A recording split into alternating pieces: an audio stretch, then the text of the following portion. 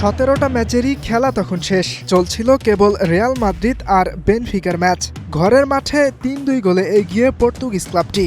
তবে এই ব্যবধানে জিতলেও বেনফিকা খেলতে পারবে না প্লে অফ, দরকার আরও একটি গোল। অন্যদিকে রিয়ালেরও দরকার এক গোল, কারণ ড্র করলেও ম্যানচেস্টার সিটিকে টপকে সরাসরি পৌঁছে যাবে শেষ 16-য়। যোগ করার সময়ে রিয়ালের 2 জন দেখলেন লাল কার্ড। আরও বড় নাটক মঞ্চস্থ হয় যোগ করা সময়েরই 8ম মিনিটে। বেনফিকা ফ্রি-কিক পেলে coach Jose Mourinho goalkeeper Anatoly ক্রুবিনকেও হেড নিতে পাঠান। সফল হয় স্পেশাল ওয়ানের পরিকল্পনা।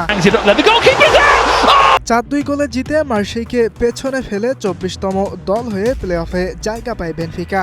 আর হেরে রিয়াল হয় 9ম, তাদেরও খেলতে হবে ওই প্লে অফেই। স্প্যানিশ আরেক জায়ান্ট বার্সেলোনা শুরুতে পিছিয়ে পড়লেও ঘুরে দাঁড়িয়েছে।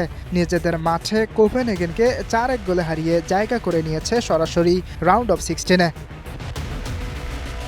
1-1 গোলে ড্র করে কপাল পুড়েছে পিএসজি ও নিউক্যাসল ইউনাইটেডের। 2 দলকেই খেলতে হবে প্লে অফ। চমক দেখিয়ে প্লে অফে উঠেছে বোডো গ্লিম্ট। আতলেতিকো মাদ্রিদের মাঠে 2-1 গোলে জয় পেয়েছে নরওয়ের ক্লাবটি।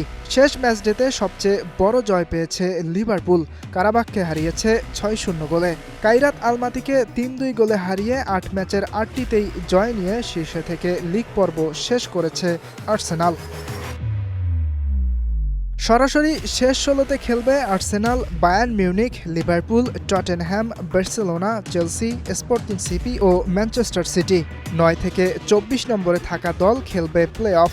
সেখানে জায়গা পেয়েছে Real Madrid, Inter Milan, PSG, Newcastle United, Juventus, Atletico Madrid, Atalanta, Leverkusen, Borussia Dortmund, Olympiacos, Club Brugge, Galatasaray, Monaco, Qarabag, Bodo Glimt ও বেনফিকা। এই দলগুলোর মধ্যে কে কার মুখোমুখি হবে সেই ড্র অনুষ্ঠিত হবে 30 জানুয়ারি। ইয়াসির আরাফাত সবুজ, স্টার নিউজ।